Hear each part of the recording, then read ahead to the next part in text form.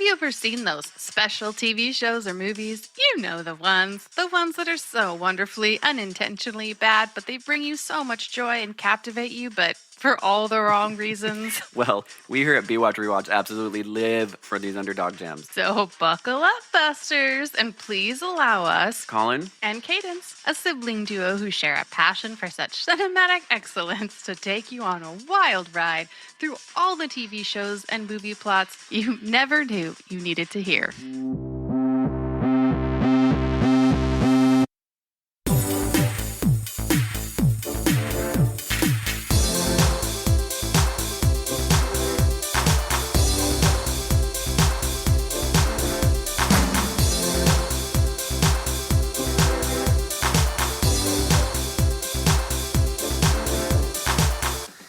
Hi guys, it's Colin. Hi, it's Cadence. Welcome back to season 6 of the Watch Rewatch. I can't believe we've done 6 seasons of this show. I know, it feels like we just started it. It really does. It's so wild. And all the movies we've done and all the shows, it's just like, what a journey we've had, man. Yeah. And every time I'm like more excited about the season that we're doing now than any of the others, even though we've covered some really gems of some movies. Yeah, it feels like just when you think maybe you're going to run out of material, Nope. There's a whole new door you haven't even walked through. And this season, I should say, we have found like the most beautiful door to walk through. We are back at it. And like Cadence said before, we were kind of mulling over like, what should we do for season 6? What do we want to do? And there's something that, I shouldn't say there's something, there's a genre of movies that Cadence and I are not privy to. We do not indulge, watch, care, want to care. And not that we're saying anything for the people that do. It's just not our jam. So we decided to, dive into that a little more, the psych behind that. I don't know if you can tell, but our jam is slightly more sophisticated. We only do Snow Beast and albino crocodiles. So what is that genre? We're going to do our superhero season. I guess you could say it's sort of like Hot Girl Summer. But not really. Kinda, a little bit. Season. The season of the superhero. We decided that because we'd never watched these movies, and like I said, it has nothing to do with, and to each their own, they've just never really stood out to either of us. You are really worried about offending the superhero fan community. Cadence, have you ever met someone who's like an Avengers fan? I feel like I have to tread on eggshells because everybody loves these damn movies.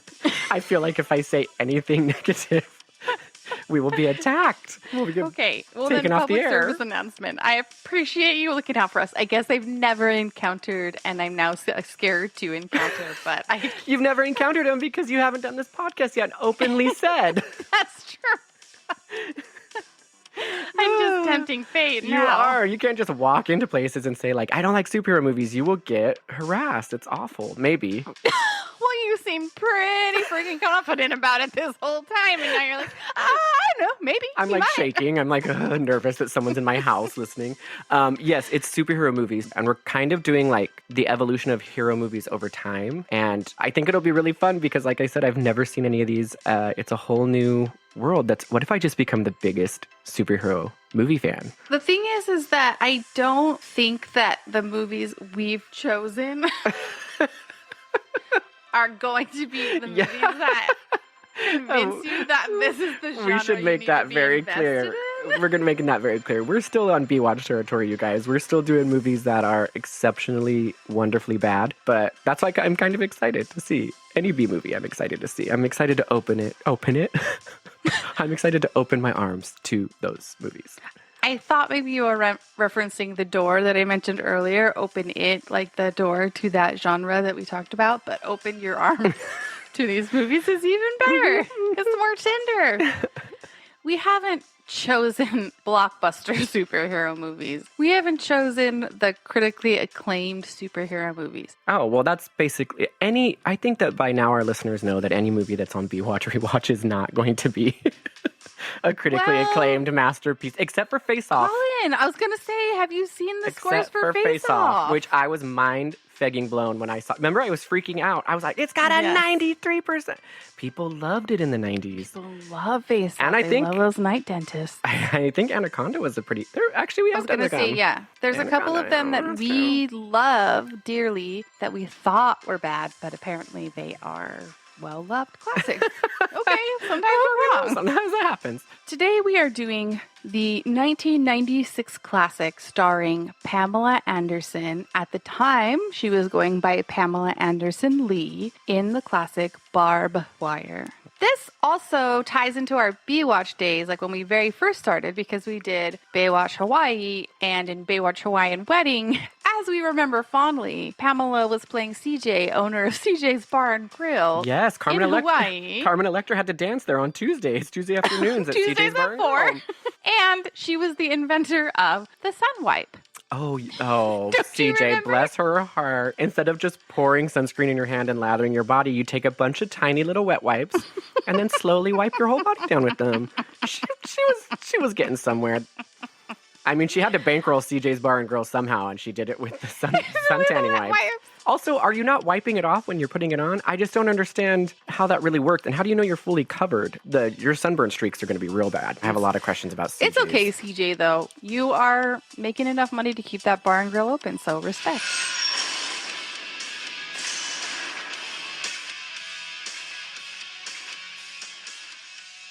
So this movie is made in 1996, like Cadence said. It's based off of a superhero comic book. Yeah, it's like a Dark Horse comic. The Hellboy series came out of the same Dark Horse series. So they're kind of like the anti-hero, kind of like the darker, more cynical bad boys of heroes. I guess. You know what I mean? And this movie nailed all of those. We're going to give you a quick synopsis of Barb Wire. So basically, Pam Ann, we're just going to call her Pam Ann because you can't really say this movie, keep calling her, because then her name is Barb, and that doesn't sound very cool. The year is 2017. Which is crazy to think about because this movie was made in 1996. So it was literally 20 years into the future. Right. We as in Americans have entered a second civil war, a 2nd American Civil War. It's ended. And I mean, come on, guys. The whole United States is chaotic. So Barb Wire, our hero, used to work for the Resistance. The Resistance still exists. It's not strong. It's kind of underground. They have to be very, very, very careful about where they are, at what time, and how much they're seen, and all of those things because they only have so many people and they can't afford to lose one. I mean, anytime you hear resistance after a civil war of any kind, you know that sets the scene pretty much right there, okay? We got a bunch of mercenaries running around trying to make money however they can, hustling as much as they can, but they're also hustling for a bigger cause to eventually overthrow a corrupt government. Dude, she just needs to hustle and make money any way she can, so she's kind of like this mercenary bounty hunter, but she's very fair about it. She doesn't take sides. She doesn't have any loyalties now. No loyalties. She will do whatever she needs to do to get some extra cash, and gotta love her for that because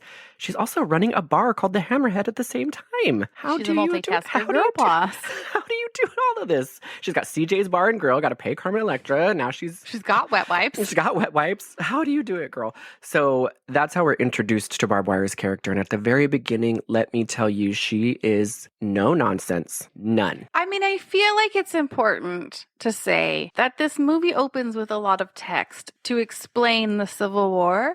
The old democracy is overthrown by a tyrannical new group called the Congressional Directorate.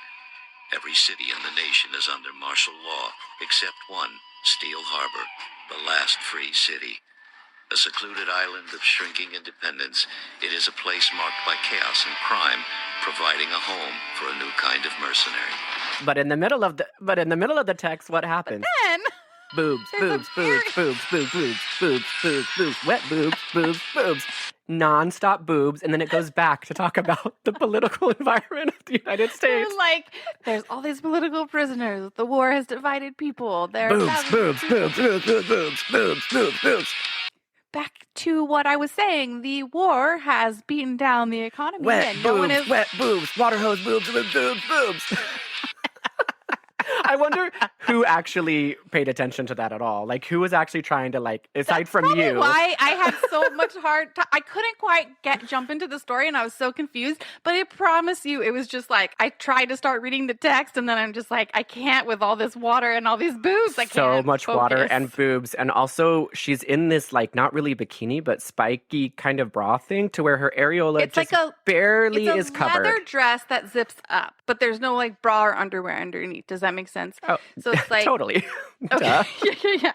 Here's the funny thing about this performance. It's at this weird futuristic post-apocalyptic nightclub, as we've talked about. The guys are literally standing around her in ponchos, plastic rain ponchos. They don't want to get wet. spraying her with hoses. This isn't like high production value. There's like a water feature on the stage. This is her just sitting there being Cadence. sprayed with water hoses. Post-apocalyptic. You know how much it would cost to get a money feature? A, it's interactive. It brings the audience into it. B, these guys don't want to get wet. They've got awful businesses to go attend to later. You try to get It's a like water feature. SeaWorld. It's so sad. They're just spraying her with water hose so bad. And they make it a really cool montage where there's like this hardcore like rock music playing and she's dancing. But if you cut that out and actually just were at the club, she's just silently dancing while being sprayed by water hoses. Because it's also very expensive to get speakers in the future. So they have no time for that. The whole point of telling you this amazing scene is that one old gross dude from the audience Always yells, one egg to ruin the bunch, am I right? He's like, Show us what you got. Come on, honey. Come on, all of it. Yeah, there you go. All of it. Come on. And the rest. Come on, babe. Oh, if there's one thing Barbed Wire does not ever want to get called for the rest of the movie, One more person calls me babe. and you listeners keep this information to yourself, because if Barbed Wire ever sees you and you call her babe, you're going to get it. don't keep it to yourself. Spread it wide and far because she doesn't want to be called babe. So let everyone know. Do not call her babe. She's going to kill you if Yes, she calls but I was her more babe. protecting the listener to not say that, because she'll hunt you down to patient one. She knows. So the whole point of us telling you this is he calls her babe. She takes off her 6-inch stiletto heel, chucks it at him, and the heel gets embedded right between his eyes and his forehead. He doesn't die, thank heavens, but they do drag him out of the club with the stiletto still stuck in his face. He's got to go to the emergency room. You're not supposed to pull that shit out. Everybody knows. You get shot with an arrow, you wait. I want to see the post-apocalyptic emergency room, though. So it's probably a madhouse. You know it is. If shit like that's happening all the time. I would also like to know how strong Barbed Wire's throw is, because to get a stiletto stuck between someone's forehead, that's got to be quite some force behind that arm, you know? Oh, well, are you doubting? She was part of the resistance. Also, she's got arm power like nobody's business. it was a big strappy stiletto. He could have dodged that so easy. He could have watched her take it off for 6 minutes. because she did have to unbuckle She has to like unbuckle it, unwrap it, get all the studs out, and then throw it. He's probably like, she really is getting naked. She's just starting with her shoes. I'm willing to watch and see how this plays out. So anyway, we're introduced that Barbed Wire is a no-nonsense, very sassy mercenary. But we also notice something else, that she's not just there to be sprayed by random guys in ponchos with hoses. She actually is there to save a girl, because that's part of her mercenary mission. She's just on a rampage. She has all these kind of like James Bondish plan B type of contraptions. Like a guy asks her for a smoke and she's like... Oh, not just any guy. The owner of the club. owner of the club. Because who wants her to come back because she's such a hit. Also, but being sprayed by water is a knockdown, drag out hit. You're not going to get her taken out of the club when she just almost killed a patron. I don't know why the owner's even meeting with her. Well, probably to reprimand her. That's also true. It feels like you'd be like, you know what? They love ya. You're a hit. The stiletto thing didn't go over real well. You can't throw your shoes at people and almost kill them, but we're getting there with the water hose theatrics. So he's talking to her in the room, and actually, I'm sorry, she asked him for a smoke, and she's like, do you have a light? And he's like, I'm sorry, I don't smoke. And she turns around and goes, neither do I. And then blows a little cigarette dart gun into his forehead. He's gone. Boom. Dead. Gets the girl. She's she out. really loves that right between the eye spot. She though. really, yeah, she was. That's what she learned in the Resistance, how to shoot right in between, Right the, eyes. between the eyes. So she saves this girl, and that's when we realize that she's this badass mercenary. But if that didn't seal the deal, when we really learn that she'd already almost killed 2 people at this point. Right. The people that are paying her to do this job, she just saves their daughter, and they're like, I'm afraid there's been a slight problem. I could only come up with half the money. sorry, Barb. Hey, Barb. We actually don't have all the money to pay you. We only have half. What the hell do you think Barb's going to do? Cut the shit. Where's my money? Barb No. has no time for this No shit. time. She's like, I just got sprayed with water for 2 straight hours. I have raisin fingers. Had to freaking throw my shoe between some dude's eyeballs because he called me babe, and then jump out a window with your daughter. So no, half's not an option. So she takes their sweet, sweet Corvette. She takes their car. Which is really in pristine condition for a post-apocalyptic world. I mean, I know, they because really did a nothing great else job. is. Nothing I hadn't else thought is. about that. It's really weird. Everything's got this dark, gloomy look, but that Corvette is sparkly. All right, so after Barb Wire got this sweet Corvette and she's doing her thing and we know that she's a boss bitch, we cut to this scene that I'm only telling you about because it kind of facilitates a little bit of where this story is going to take us, because I am dying to know where Barb Wire is going to go. So there's this guy named Colonel Pfizer, and it was a really uncomfortable scene to watch. It grossed me out so bad. It was rough. It was rough. It's basically this woman, without getting too graphic, she's on this table with like a silver chastity belt looking bikini and something on her face, and she's basically being electrocuted. Well, yeah, because it's like the electric nodes are on her boobs and her vag. They're nowhere else. Yeah. But then she's also moaning like it's borderline sexual. Yeah, it's very like the director had some weird sexual hangups with electrocution when he was like young. So the reason they're doing that is because this Colonel Pfizer is trying to get this information about contacts. He keeps saying like, where are these contacts? And as a listener, you're like, what the heck? What's a contact? He's torturing her. She basically says, all I can tell you is that they might be in this place called Steel Harbor. And Steel Harbor is where Barb Wire lives, and that's where she runs her club. And if you're imagining a harbor filled with steel, filled with steel,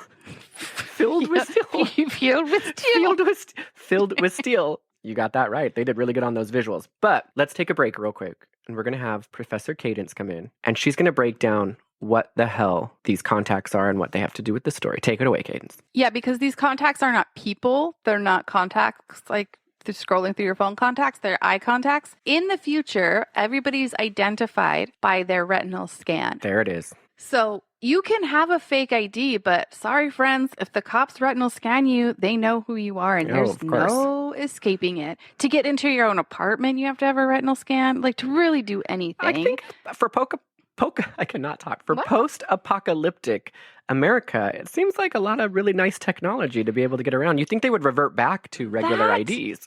But that is the thing about post-apocalyptic. No, you can't say it either. I was going to say PA. Still Phil Harbor with post-apocalyptic.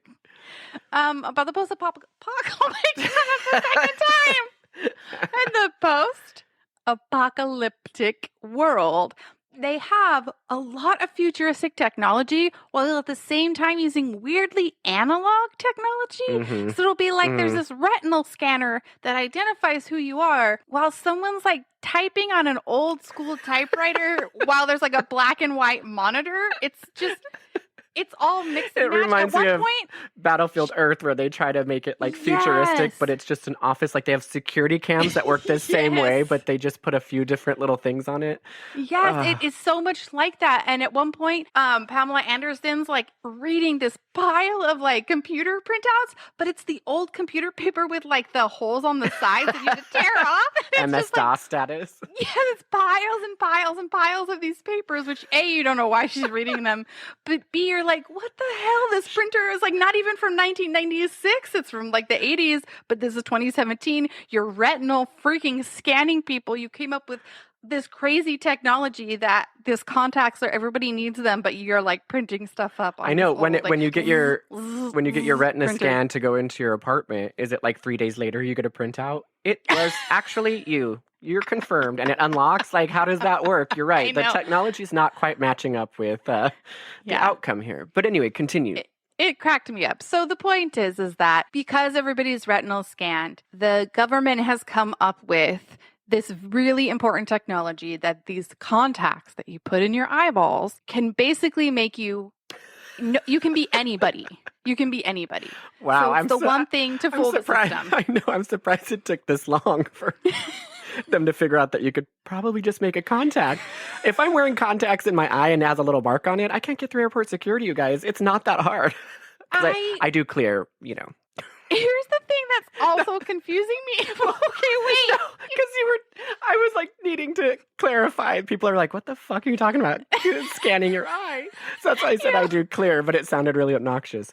I do, there's this thing at the airport called Clear, and it takes a retinal scan of all things. So it lets you ahead. And if my contacts are smudged or something, it can't register my eye. So I'm saying it's really not that hard to confuse a retinal scan. I didn't know that was a thing, but B, it did sound so hoity-toity. You're just like, I do clear. I instantly have gum in my mouth. I do clear. My car doesn't take oil, and I do clear. As a retinal scan, you might not know much about it, but if you wear a different kind of contact, it might fuck it up. So anyway, continue with your story. I was genuinely like, what are you saying?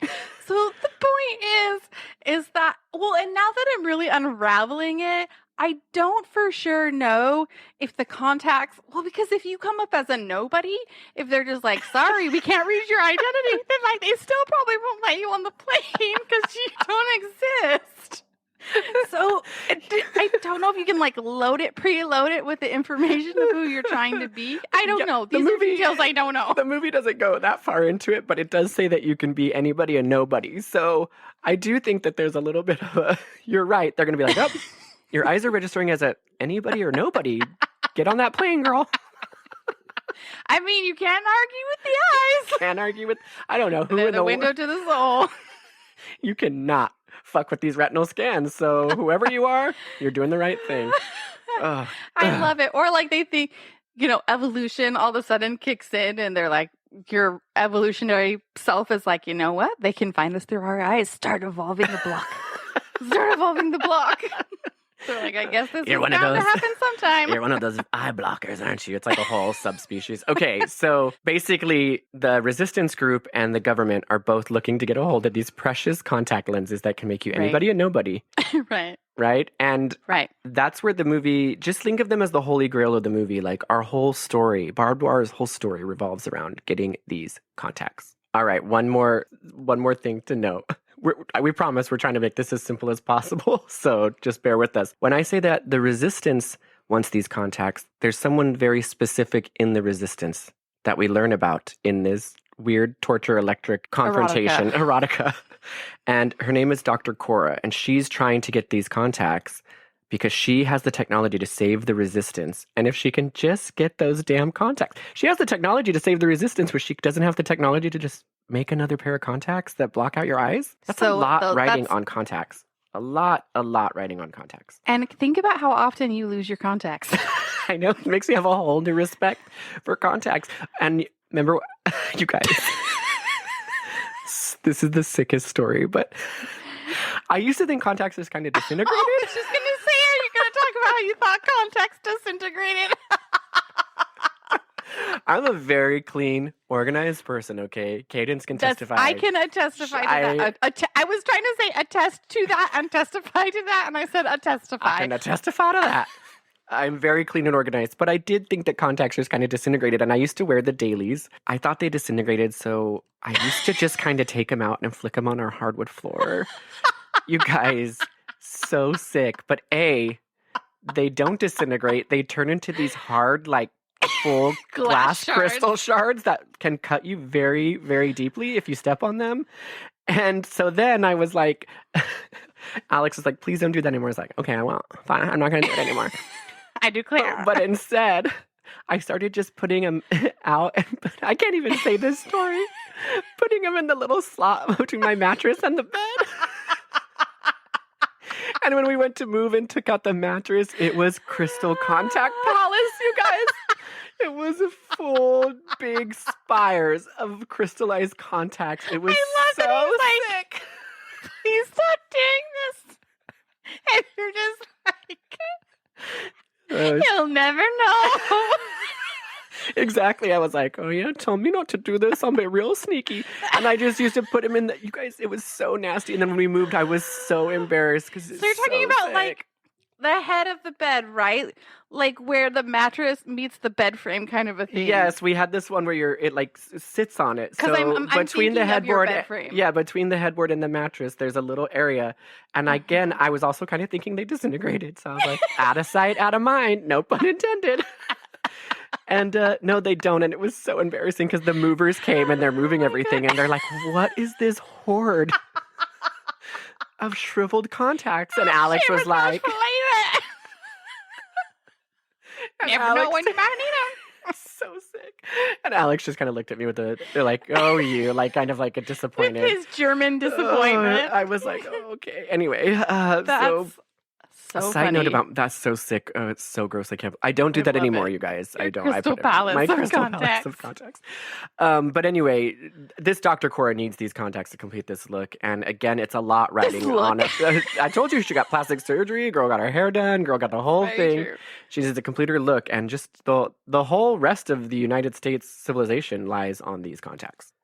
All right, so let's say some time has passed. We're back with old Barb. Barb's hanging out at the Hammerhead, her bar. And we're just really briefly going to tell you that Barb has a little brother. His name is Tiny Barb. No.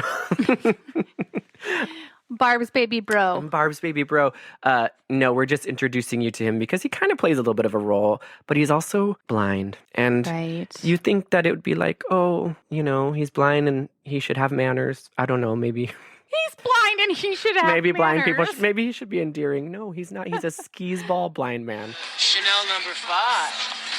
Am I correct? Yes, you are. When I smelled it, I thought to myself, Charlie, now this is obviously a woman of significant breeding. And then I thought, I wonder if she'd like to do some. Breeding, that is. What do you think about that, sweetheart? Who just basically, instead of harassing the women based off what they look like, it's what they smell like. So Here's he's a the total thing. skis. He's always trying to hit on women, but something important to talk about with this bar that Barb owns is that it is so fully encompassing of every kind of entertainment. I can't really even begin to tell you. There's a live rock band at all times. Always. So blasting all the time. Heavy But metal, like heavy metal. progressive because the woman's the lead singer. Oh, so very true. bonus very true. points. Same time, there's sort of like strippers / burlesque dancers around at all times. There's also mobsters around at all times in their own section of the bar. Warehouse There's bars, also- warehouse industrial bars always have all of this in every movie There's we've done. also a full service kitchen. Oh, you gotta so eat. It's also a restaurant. You gotta eat while you're listening to heavy metal music. Listen to strippers. And one of my favorite things about this place is there's a booth up towards the ceiling where a DJ is DJing, but I'm not sure where for because there's a band playing at all times. So then every now and then he'll break over the intercom and like make an announcement. Do that foghorn announcement. We're at Barb Wire's bar, the Hammerhead. And he has a headpiece, like headphones with a mic attached to them, while also talking into a microphone. It's time for a couple of dedications. To Bobby from Colleen, the test came back and everything is cool. And from Samantha the cow, you thieving, murderous bastard.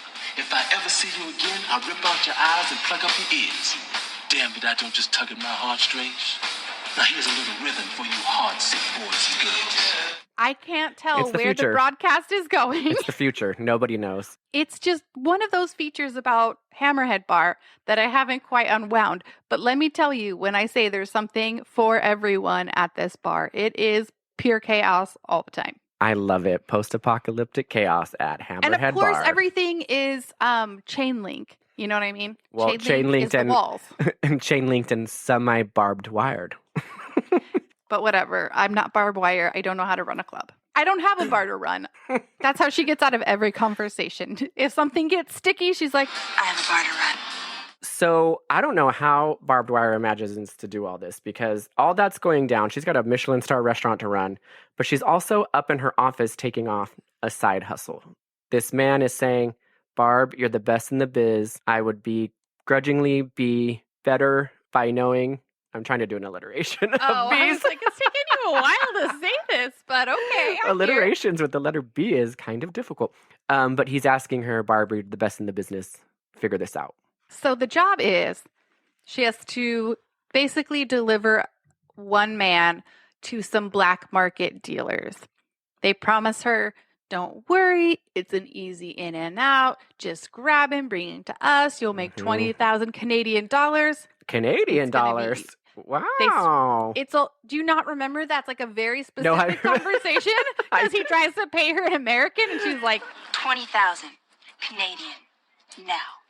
I very clearly said Canadian. What the fuck is wrong with you? Just a weird little thing that they threw in there. But anytime anybody says it's like a black market deal where you have to deliver a man, just maybe ask a little bit of question. Maybe read the fine print. I'm not a mercenary. Just maybe do that. She has no loyalties. I think you're forgetting.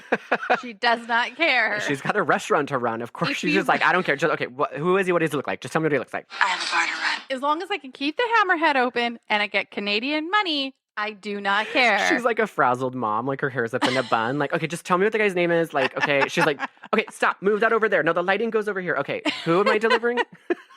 It's like every commercial with overworked, busy mom, where it's just like so many unrealistic things happening at exactly one point in time where it's just too much. Except for she's not wearing khakis and a button up. She's always wearing something leather. You guys, we did forget. Not so much the frazzled mom. We did forget to mention, if you're ever wondering what Barb Wire looks through this whole movie, it looks like she went to Folsom Street Fair in San Francisco and just got all the leather things. Leather dog collar with the big hoop, leather corsets, leather mini skirts, leather knee-high boots, anything you can make out of leather. She has a leather polo on. She's got a leather thong, a leather mini dress, a leather prairie dress. All of it's leather. Maybe she's just a dominatrix on the side. She's already pretending to be everything else. Maybe it's just one of her mercenary gigs, and she just doesn't have time to get out of those clothes. Yeah, she's like, I do absolutely do it. But when she changes, she always has to change in front of someone else. Like, she has so little time. She's busy, and not only is it in front of somebody else, it's behind a screen with the light shining really far on her, so it's like that sexy behind the screen. The silhouette. And the slowly take off the clothes, even though she's in a really big hurry. Listen, you gotta have time for self-care. Those vegetables aren't gonna cook themselves. I gotta go reprimand the co-host or whatever, and she just has to co-host? I don't know. I was trying to think. You were so frazzled. I gotta go reprimand the co-host. I feel like Barbed Wire right now. There's just too many things going on. The co-host of what exactly? I was thinking the host, like the host or hostess who like welcomes you to a restaurant, but that came out as co-host. But you know what? It works. That's fine. So the point is that everything she does is in leather, and this job that she is taking is also in leather. So she gets a hold of this guy. We don't want to walk you through it. Suffice it to say, it's a wild ride. She blows a hole in a wall. She gets shit done. That's all we need to say. She gets shit done, delivers the man. Delivers the guy on the back of... She ties him up and flops him over the back of her motorcycle like an old school cowboy flopping over a person over the horse. She just got a Corvette, girl. Put him in your trunk. What are you doing? That's so true. It seems so impracticable using your motorcycle for this. So she brings him back to the black market dealer. That is where the aforementioned Canadian dollar conversation happens because he tries to pay her and she's like, 20,000 Canadian now. I very clearly said 20,000 Canadian dollars. They figure it all out. They settle. Not a big deal. She does her job. They have who she wants, and she thinks she's in the clear. And as we said before... Excuse me, gentlemen. I have a bar to run. She got to get back to that bar. Come on. Then somebody shows up at her bar who we talked about before, named Dr. Cora, who's looking for those damn contacts. She's the leader, or she's the doctor that's trying to get to the resistance in order to be there. She's the one that has all the technology just in her little brain, but she needs the magic contacts to be able to activate that. So she can be anyone, anywhere, anytime. Anyone, anywhere, anytime. This is where things get a little crazy because the doctor has a spouse, and this spouse is like a fake spouse. It's to put on this show that the doctor is this anybody anywhere all at once. And She's secret. it just so happens that that spouse happens to be Barbed Wire's ex-lover. So this Okay, is wild. I just have to stop you because you keep calling her Barbed Wire.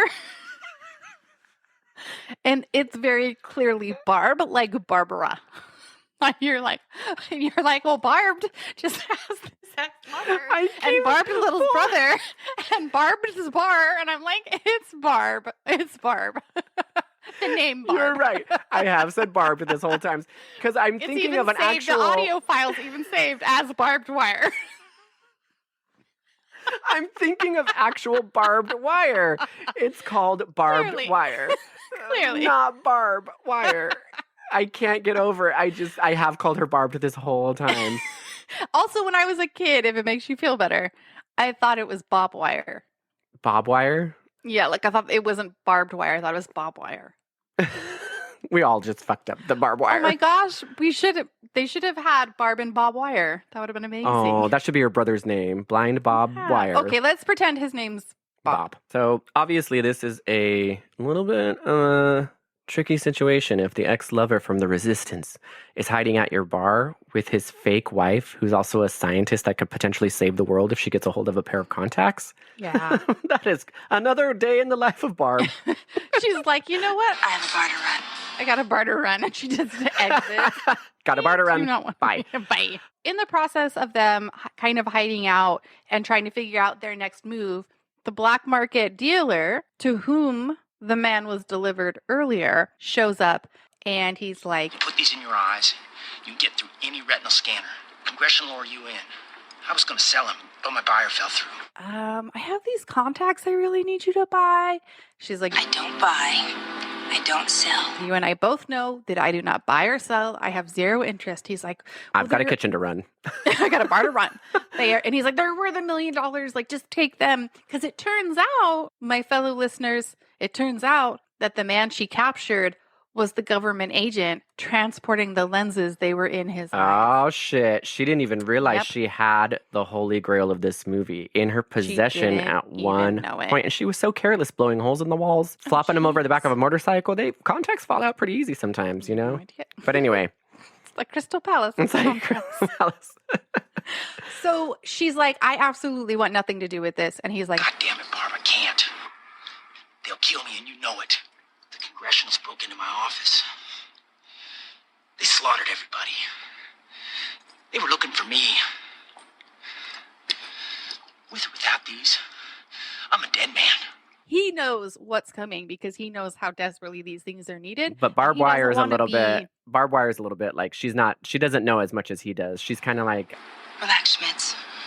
You can only die once. I don't want to have anything to do with it, but she doesn't understand the gravitas of the situation. Exactly. She doesn't quite. All she wants to know is like what she. Oh, she, What, you I was okay? gonna say all.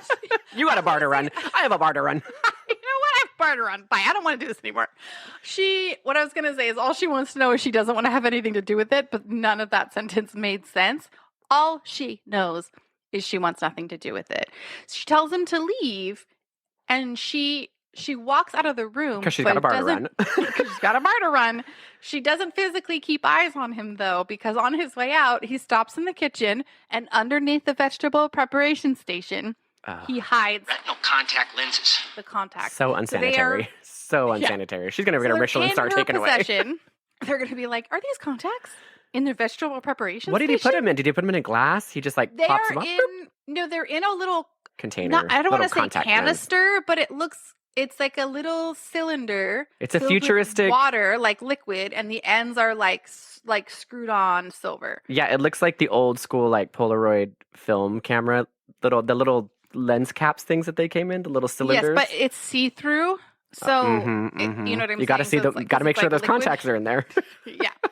So she doesn't know that these highly prized contacts are even in her bar, but he knows that they're there, and he's a little dick who leaves them. Dick. So sure enough, the next day, who shows up at the Hammerhead? Colonel Pfizer, and he Correct. is fagging pissed. It's a congressional matter.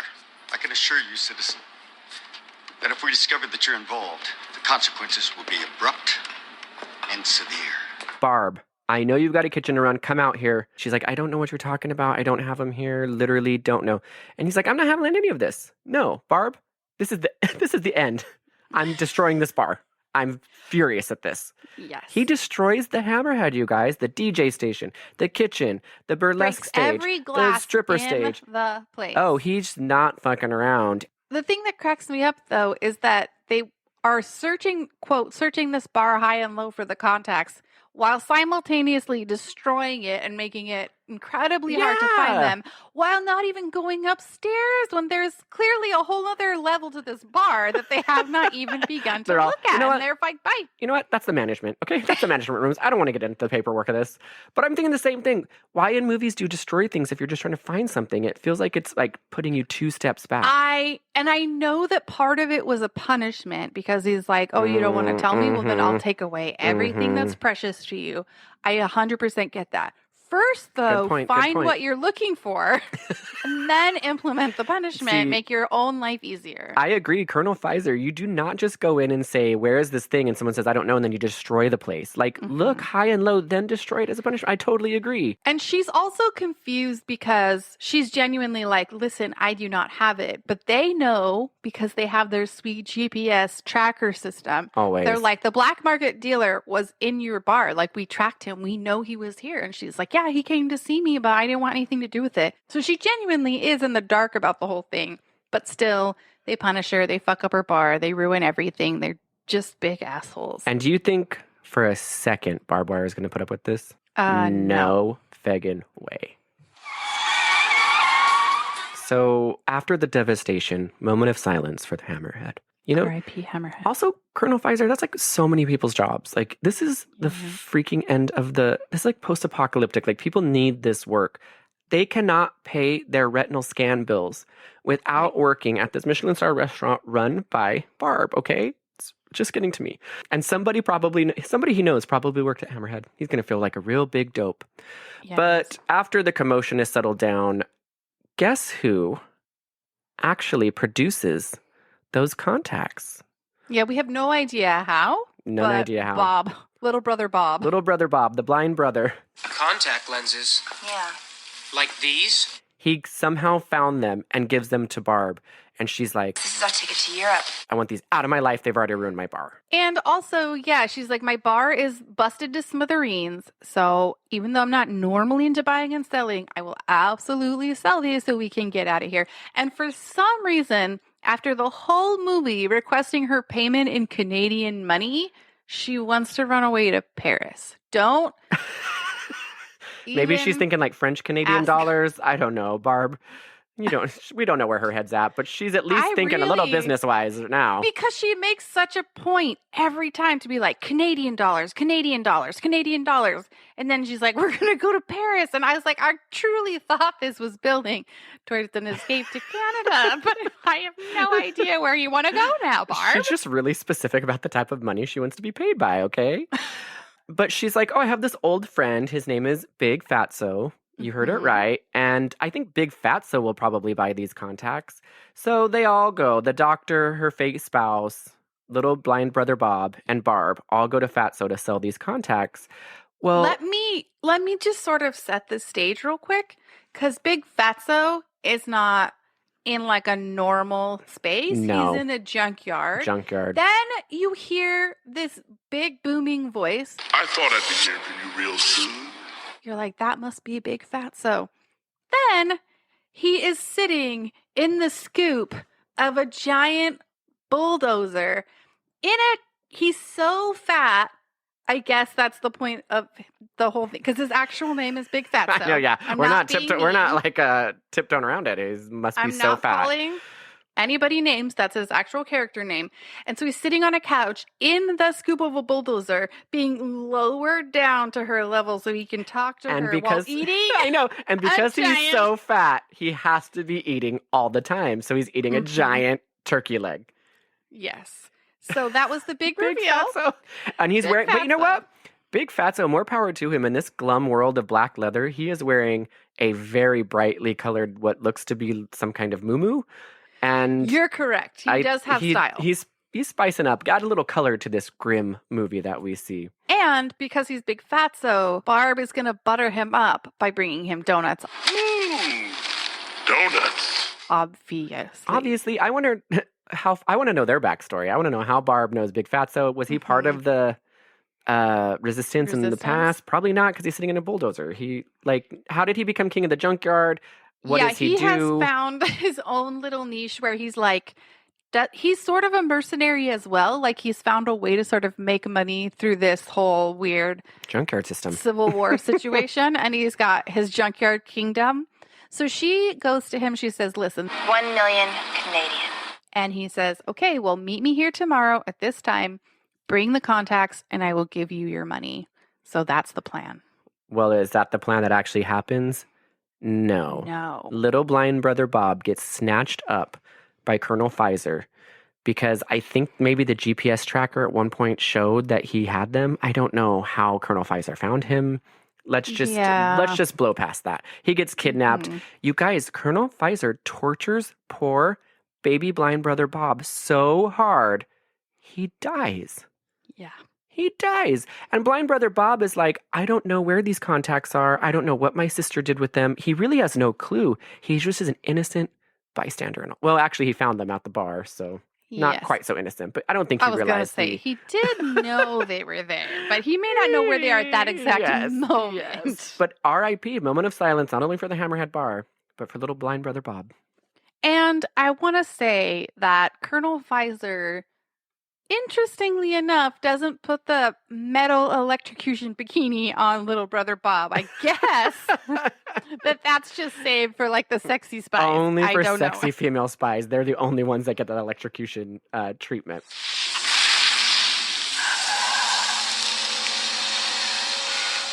Barb Wire and her ex and the doctor come upon little brother baby Bob's body. And he is passed away. Rest in peace, baby Bob. Baby Bob, sorry, guy. Didn't see that one come in.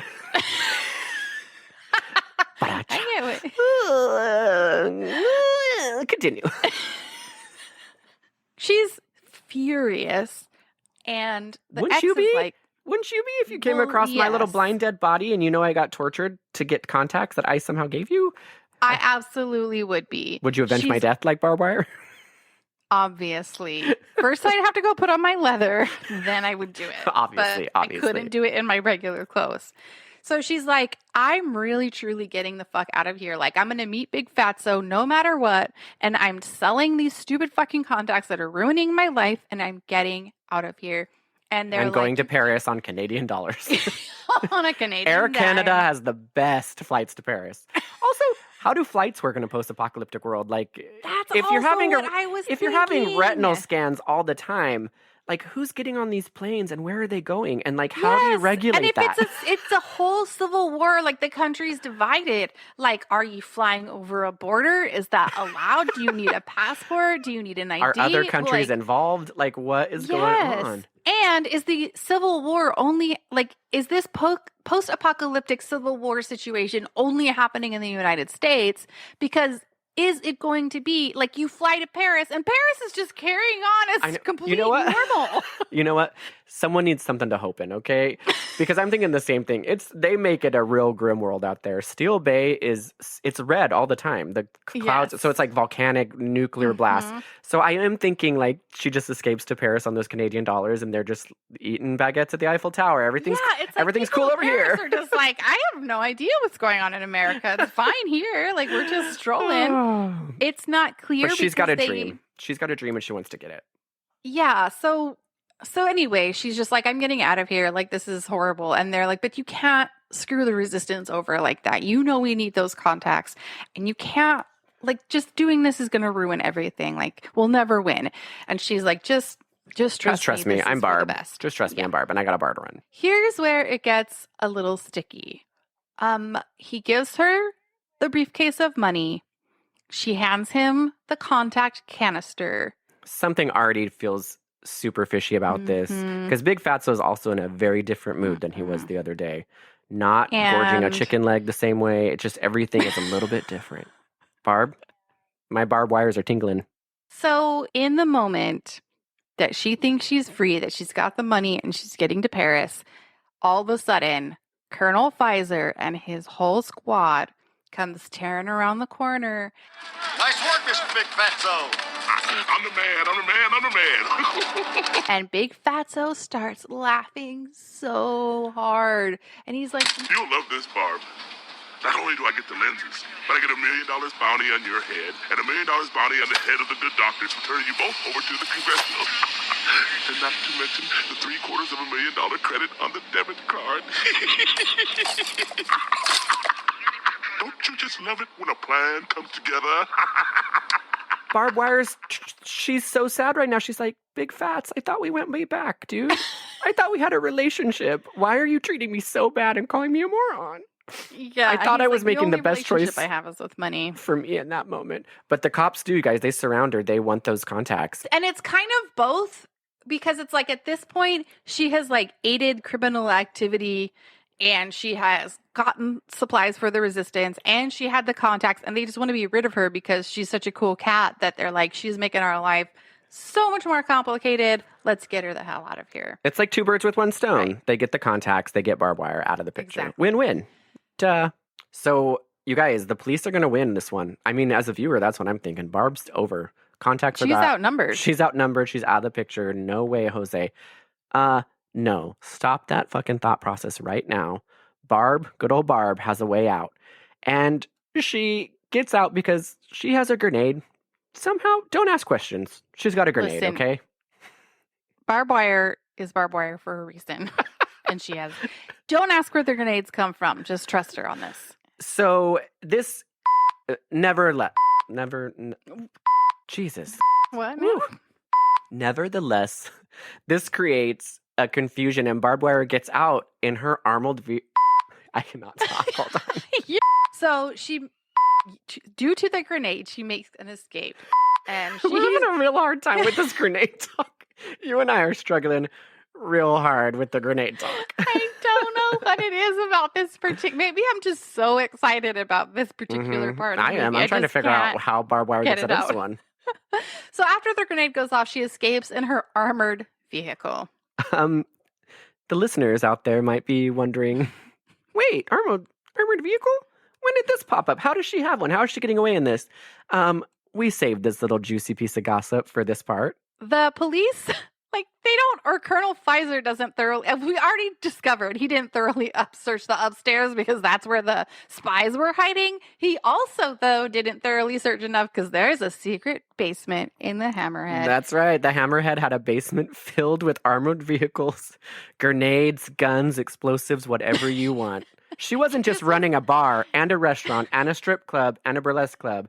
She had a whole army underneath Hammerhead. How does she find time, Barb? How do you find time? So she's driving this giant thing that has rockets and bombs and weapons and bazookas. And her ex is like, Does the word overkill mean anything to you? Have you ever tried to drive out of Steel Harbor? No. Then shut up. And she just. Because I told you, Barbed Wire does not have a lot of dialogue, you guys. She's, just imagine her with the cigar in her mouth always being like, shut up. No.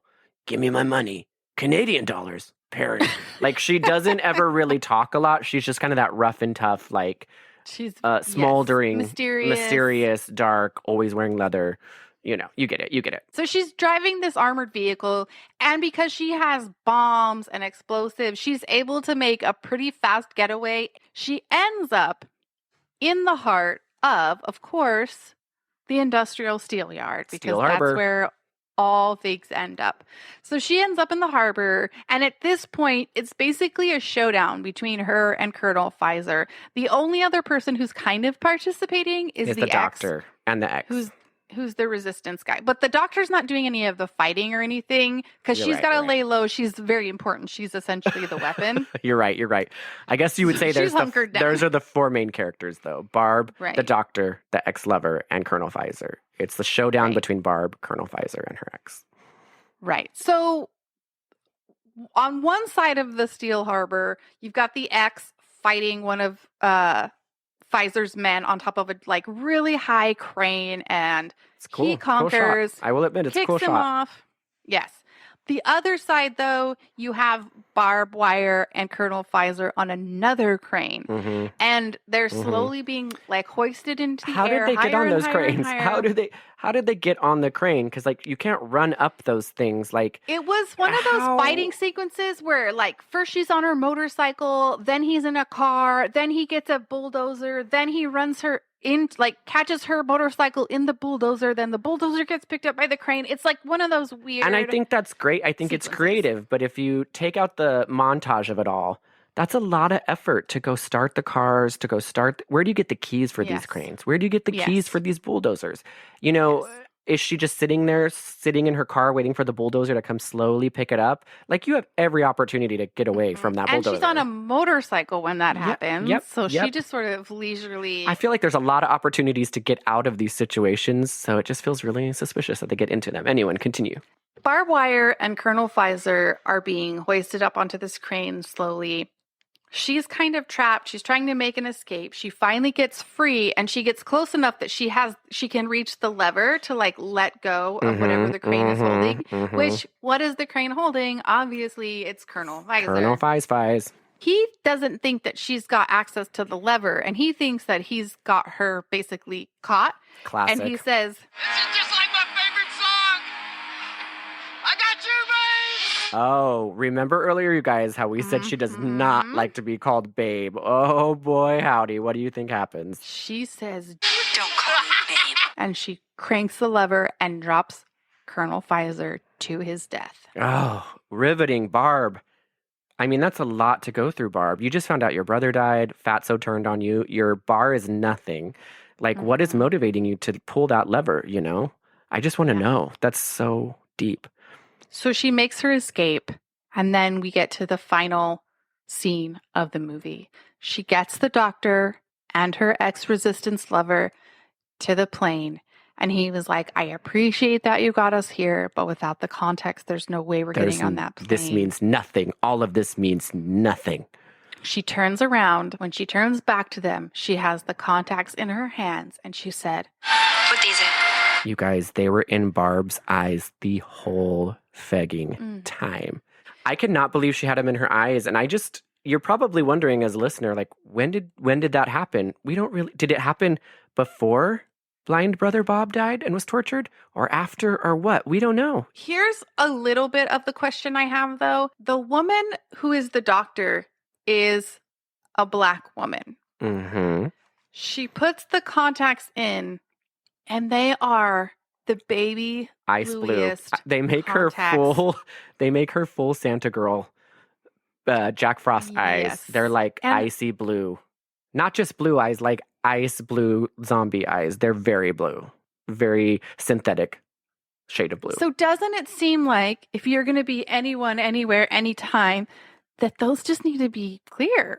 Those need to be not colored contacts. Well, that's what I was just saying. I guess that's what I had in my head. Why did she drive the motorcycle? Because those are colored contacts. Literally anybody, any security officer, they wouldn't even need to do a retinal scan. They would just be like, are those your eyes? Hey, those don't look right. And then be like, scan them. It says here you're anybody, anywhere, all at once. Yeah. Okay. Go to Paris. You're free to go to Paris. Okay, bye. Yeah, that was my one like little giggle at the end, was sort of like, after all of this, the technology wasn't even smart enough just to make them clear so anybody could wear them with no suspicion. That's a lot. And like, just from my contact story earlier, you guys know those things are fragile little guys. Like, somewhere along this, like, of all things to have to hold on to for the rest of your, like, with your life, contacts are not, even if they come in a clear vial, that is not easy to hold on to. They're bound to get scratched, pulled, ripped, turn into little crystals. Who knows? Yeah. And if there's only one pair of them, it's just. Yeah, can you still use the other? Just one contact and put on like a patch and just be like, scan my good eye. Scan my good eye. There's so many interesting questions about this barbed wire universe that we're never going to have answers to. Where will you go?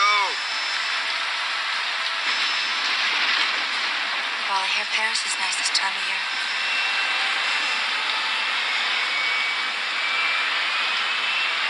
I do believe I'm falling in love. Get in line. Well, that was Barb Wire, and I think we're all a little better for it. Mm-hmm. Mm-hmm. I was also going to say that we were just watching the new Pamela Anderson documentary that she produced on Netflix, and it's fascinating. Didn't she get like spotted on a jumbotron at like a football game or something, and that's how she became famous? She just happened to be wearing a T-shirt for a beer. She's from Canada, so it was a Canadian beer company. That's why she wanted to be paid in Canadian dollars. That's totally it. She's like, I'm going back to my roots. Gotta represent. I gotta buy this Canadian beer. But yeah, she was with her friends at a game, and she's like, I didn't even want to go to the game. They've like forced me to go. They happened to have these T-shirts. We wore matching T-shirts, and the camera guy saw her on the jumbotron, put her like singled in on her, zoomed in, and everyone saw her. And the beer company was immediately like, yes, we want you to be our model. So she just became like a local Canadian thing where she would do commercials and magazine shoots for like these full page ads and stuff. And then from there, just from doing that, Playboy saw her and was like, we want you to be our next cover person. And then it never stopped. What a dream. I'm always trying to get on the camera. I'm that guy in the audience at SNL Waiting who's just wildly. trying so hard to get on smoldering looks, constantly like side-eyeing and blinking. No, I've never been on Just the background like, of don't you want to anything. know? I was also going to say, when was the last time you went to a sporting No, I was going to say event? I've never been on any kind of camera ever. So, But if there were a place with a jumbotron, I get it. I would also I would be be like, trying don't you want to very know hard. more about me? I'm mysterious. So Cadence, who or what was the most underrated part of Barb Wire? So this could be a thing or a person? Anything that isn't the main characters, and if I would say a main character has, at least 30% of screen time. So anything that was just in the back, that an extra that gave it their all, some aspect I of it that 100 just you want them to have their own show. I 100% know who it is. I know so clearly who it is. Barb has an assistant / host / greeter / secretary / arranger of all things who is bald, who has a little fly tattooed right under his left eye. The absolute devastation to which he reacts to the destroying of the bar with was my favorite thing that happened in the movie. He just sort of like covers his ears and falls to his knees and is just sobbing uncontrollably. Oh, well, he wears so many hats there. It's practically his bar. And at one point he tries to wear a wig. I don't know if he's ashamed of being bald, but she's just like, don't do that. And you just keep moving. Like she's just like, no, don't do that. And then she keeps talking. But I want to know, where did the fly come from? What does the fly represent? How did he get into this business where he's like running this Barb Wire has a bar to run, but he's definitely helping run the bar. Sounds like he's doing most of the work. And scheduling all of her bounty hunter appointments and being like the middleman. I just want to know how he got there and what that fly represents and It's why like he was it's like so those teardrops. heartbroken. Like, if you kill someone, you have a little teardrop. That Maybe fly so. obviously means something. Because you think he's kind of this hardcore, he's scheduling all of her bounty appointments, but then his sadness and devastation at the bar being destroyed. Not even Barb had that reaction. Post-apocalyptic. I mean, he's probably just sad. The whole state of the world is sad. Well, maybe. That's true. We don't know how Paris is. Paris might be fun. Paris might be a fucking blast. She'll find out soon enough. For me, it was one of the women that works at the Hammerhead. Her name is Jasmine. She served blind little brother Bob so many times. A, she was a fantastic dancer. And B, she put up with his shit with such grace and elegance. And I just feel like she was one of the shining characters of this whole movie. She was in there several times. She was there when it blew up. She was delivering food that was being served from the restaurant. She was putting in requests for the DJ. She smelled exceptionally good, as little blind brother Bob demonstrated. Chanel number 5. And I just feel like she needed more airtime. She could have really been a badass sidekick. I agree. Well, you said she was Jasmine? I think it was Jasmine. He calls her Chanel number 5, but then that's what he's telling her. Yeah, and he asks her if she wants to breed with him. Oh, God. If anyone ever says, do you want to breed? I mean, that's a whole nother level. Yeah. It's a whole nother level of flirting, kind of. I don't know. When we are watching superhero movies, we already have to suspend our disbelief, right? Like we're believing people are flying. We're believing people have all this money to be bad the magic people. of superheroes. Right, that people get into toxic goo and become morphed creatures. Spiders. Oh, no. Teenage Mutant Get Ninja bit by Turtles? spiders. Yes, Oh. Ninja Turtles. All of it. Are in the toxic. Yeah, that's what I'm saying. You know what? I get it. Lots of toxic goo, lots of getting bit by stuff, lots of becoming half and half of things. So the point is, you already have to suspend your disbelief. But what is the one thing in a movie where you're already having to believe wild ideas is just the absolute most unbelievable thing in the movie? For me, it would be the fact that Barb, or as I called her, Barbed, literally has 1,000 different pleather/leather outfits, and that she changes into different ones to fight different criminals. And the fact that she can move so fluently and not be chafing, her whole body not be one giant chapped festival, that's the most unbelievable thing for me. I couldn't get that out of my head. I'm like, how is she moving? And I'm going to continue a little bit with how are her areolas not flopping out. They must have been super glued to whatever she was wearing, because it's her whole breast and there was always just some little baby thing covering her areola, and she's flopping around, flipping around, kicking ass, blowing holes in things. And I'm like, how have her teats not fully been exposed yet? Power of magic. Movie magic there, right there, baby. So anyway, but in her defense, her areolas did pop out in that wet leather. A little bit, yeah, they did. Yeah. What's your answer? My answer is that in a future world where you have contacts that allow you to be anyone, anywhere, anytime, you don't think ahead to make those bad boys clear. Just clear contacts. Can I change my answer? I completely agree. Why do you have to make them so freaking ice blue, husky ice blue? It's so ridiculous. What would make this movie better? It can be a thing, it can be a person, it could be anything. If someone just turns on the damn lights. I already can't see as it is to begin with, and these dark superhero movies, everything is so fucking dark. And she's in black leather in a dark lit room with one light. They're torturing people in a dark room. I cannot see what the fuck is happening. So the director, just put a little bit of light on.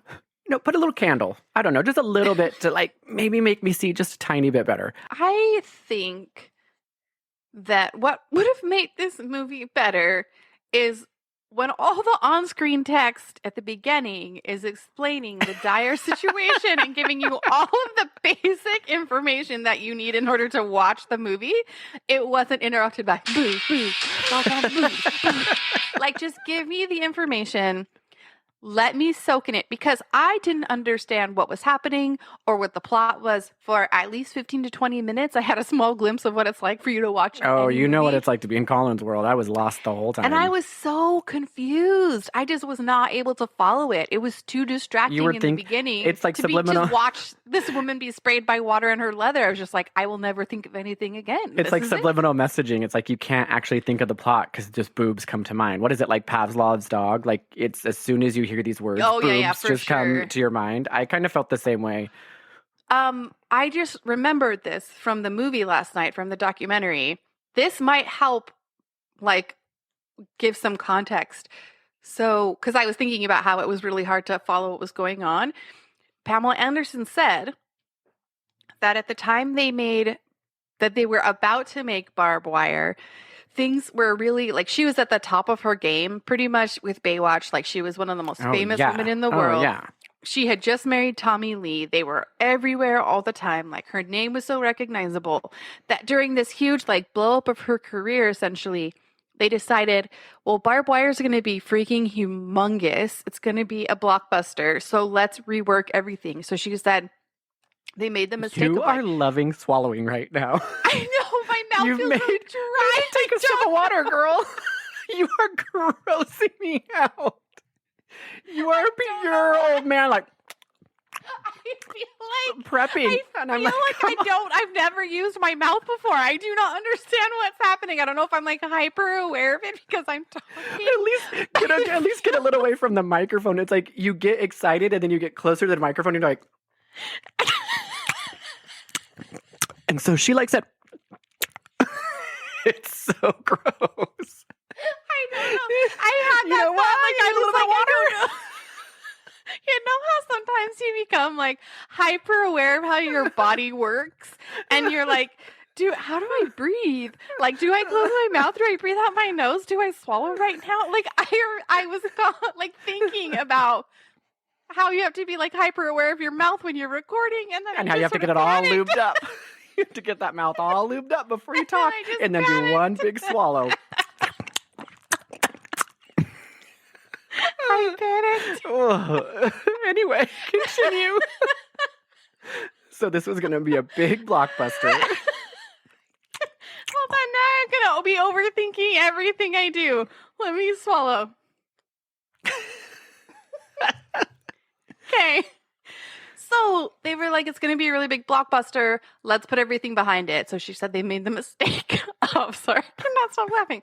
They made the mistake of getting a new director, a new writer, kind of reworking the whole thing. And she said, she was like, to this day, I have no idea what that movie's about. No idea.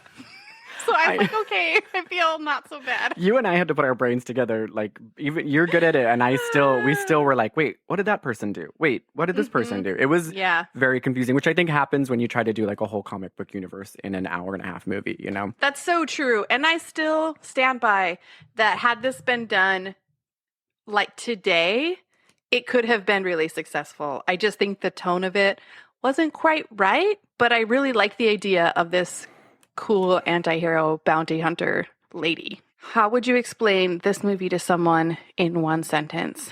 I would say Pamela Anderson does not like being called babe. That's a good one. That's a very good one. Mine is dark boob babe destroys fascist government with her eyes. That's even better. Should I write taglines for movies?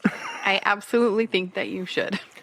No, that was fun. Okay, well, thank you for joining us for our first Fantastic 5 question game. No, segment, not game. Yeah, segment. Game segment. Eventually, maybe it could be a game. But we got to go get Cadence a glass of water, so we'll see you guys next week. Bye. I have a bar to run.